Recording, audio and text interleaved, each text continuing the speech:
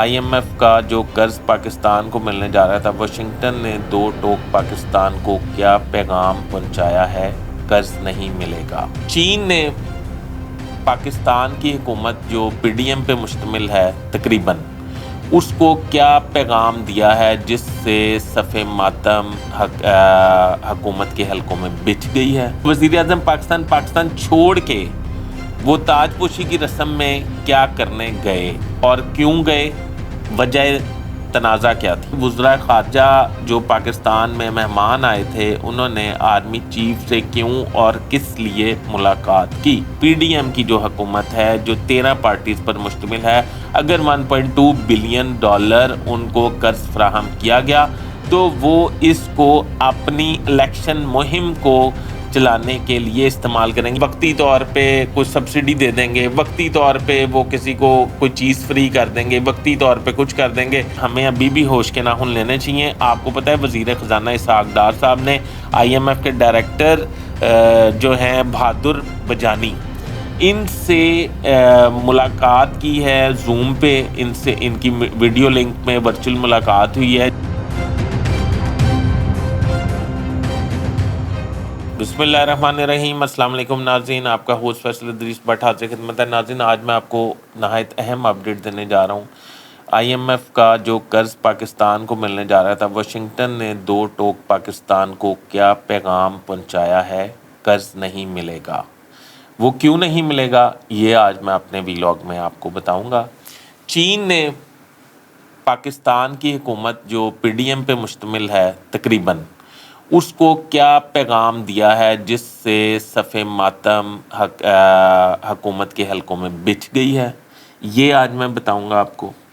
دوسرا میں آپ کو بتانے جا رہا ہوں کہ وزراء خارجہ جب پاکستان آئے، انتہائی اہم وزراء خارجہ جب پاکستان تشریف لائے تو وزیر اعظم پاکستان چھوڑ کے وہ تاج پوشی کی رسم میں کیا کرنے گئے اور کیوں گئے؟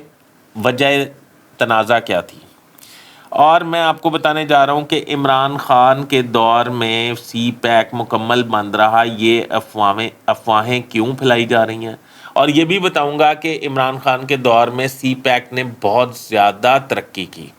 اور آخری بات میں آپ کو یہ بتاؤں گا کہ وزراء خارجہ جو پاکستان میں مہمان آئے تھے، انہوں نے آرمی چیف سے کیوں اور کس لیے ملاقات کی۔ ناظرین، میرا چینل سبسکرائب کر لیں، بیل آئیکن کے بٹن کو دبا لیں۔ ناظرین، میں آپ کو بتانے لگا ہوں کہ واشنگٹن نے آئی ایم ایف کا جو قرض پاکستان کی قسطانی 1.2 billion dollar I M F نے پاکستان کو فراہم کرنا تھا، واشنگٹن نے پاکستان کو پیغام پہنچا دیا ہے کہ وہ آپ کو قسط فراہم نہیں کی جا سکتی۔ اس کی بنیادی وجہ یہ ہے کہ ان کے سروے کے مطابق، ان کے واشنگٹن آئی ایم ایف کے سروے کے مطابق پی ڈی ایم کی جو حکومت ہے جو 13 پارٹیز پر مشتمل ہے، اگر 1.2 بلین ڈالر ان کو قرض فراہم کیا گیا تو وہ اس کو اپنی الیکشن مہم کو چلانے کے لیے استعمال کریں گے۔ یہ نہیں کہ وہ اشتہارات دینے شروع کر دیں گے، یعنی کہ وہ اپنے عوام کو اٹریکٹ کرنے کے لیے اس قرض کا بے دردی سے استعمال کریں گے۔ یعنی کہ مثال کے طور پہ وہ یہ کریں گے کہ وقتی طور پہ کچھ سبسڈی دے دیں گے، وقتی طور پہ وہ کسی کو کوئی چیز فری کر دیں گے، وقتی طور پہ کچھ کر دیں گے، بجلی کا بلا تعطل شروع ہو جائے گی تاکہ پی ڈی ایم کی ساکھ جو ہے وہ بہتر ہو سکے۔ اس ڈر کی بنا پر کہ یہ واپس پھر کس طرح آئے گا قرض اور یہ کون سی حکومت واپس کرے گی، اس پہ تو سوالیہ نشان بن جائے گا۔ تو اس لیے آئی ایم ایف نے واشنگٹن سے پیغام دیا ہے کہ آپ کو قرض فراہم نہیں کیا جا سکتا۔ ہے تو انتہائی بری خبر پاکستان کے لیے، پر میرا یہ خیال ہے کہ ہمیں ابھی بھی ہوش کے ناخن لینے چاہیے۔ آپ کو پتہ ہے وزیر خزانہ اسحاق ڈار صاحب نے آئی ایم ایف کے ڈائریکٹر جو ہیں بہادر بجانی، ان سے ملاقات کی ہے زوم پہ، ان کی ویڈیو لنک میں ورچوئل ملاقات ہوئی ہے۔ جب ملاقات ہوئی ہے تو انہوں نے بھی صاف انکار کر دیا ہے، 1.2 بلین کی قسط دینے سے صاف انکار کر دیا ہے۔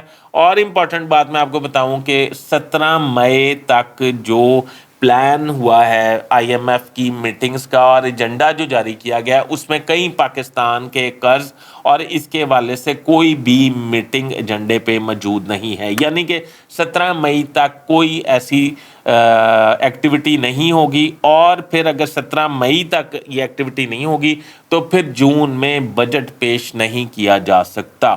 تو اس انتہائی ہولناک صورتحال میں معیشت جو ہے آپ کو پتہ ہے اس کا بہت برا حال ہے، اور معیشت جو ہے وہ تباہ حال ہے، اور پاکستان ڈیفالٹ ہونے کے قریب ہے، اور خدا نخواستہ یہ اگر قسط نہ دی گئی تو پاکستان کے ساتھ کیا ہوگا۔ اس کے ساتھ بھی بہت کچھ ہے، پر میں اس میں آپ کو الجھانا نہیں چاہ رہا، پر میں یہ بتانا چاہ رہا ہوں کہ اہم بات یہ ہے کہ آئی ایم ایف نے قسط دینے سے انکار کر دیا ہے، پاکستان کو یہ اطلاع موصول ہو گئی ہے۔ دوسری بات میں آپ کو بتانے لگا ہوں کہ چین، آپ کو پتہ ہے پہلے آرمی چیف جو ہیں وہ گئے تھے دورہ چین پہ، اور انہوں نے دورہ چین بڑا خوش اسلوبی سے انجام دیا، اور بڑا کرونا میں سفری پابندیاں لگنے کے بعد چین میں کسی بھی آرمی چیف کا، کسی بھی ملک کے آرمی چیف کا یہ پہلا دورہ تھا۔ آرمی چیف کو بہت زیادہ پروٹوکول دیا گیا، ان کی بہت عزت کی گئی، پر انہیں یہ سافٹ سا میسج دے دیا گیا کہ اپنے ملک میں جا کر افراتفری کو ختم کریں، اور ایک عام انتخابات فری اینڈ فیئر ہر صورت منعقد کرنے کے لیے اسٹیبلشمنٹ اپنا کردار ادا کرے۔ یعنی کہ یہ بات اب چین ہمارے ہمسایہ دوست ہے، شہر سے میٹھی دوستی ہے ان سے، اور آپ کو پتہ ہے سمندروں سے گہری پہاڑوں سے اونچی دوستی ہے۔ انہوں نے بھی یہ بات کہہ دی کہ بردر آپ جا کے فری اینڈ فیئر الیکشن کا انعقاد کرائیں۔ یہ بات army chief D G I S I اور آپ کو پتہ ہے ڈی جی ملٹری آپریشن نے چند روز پہلے وزیر اعظم سے ملاقات کی تھی، ان کو بتا دی گئی ہے، اور یہ بتا دیا گیا ہے کہ چین کا یہ واضح پیغام ہے۔ اس کے بعد شہباز شریف صاحب جو ہیں وہ ایک آپ کو پتہ نیا بلاک بن رہا تھا مشرق وسطیٰ میں، اسی تناظر میں چین کے وزیر خارجہ اور افغانستان کے وزیر خارجہ پاکستان تشریف لا رہے تھے۔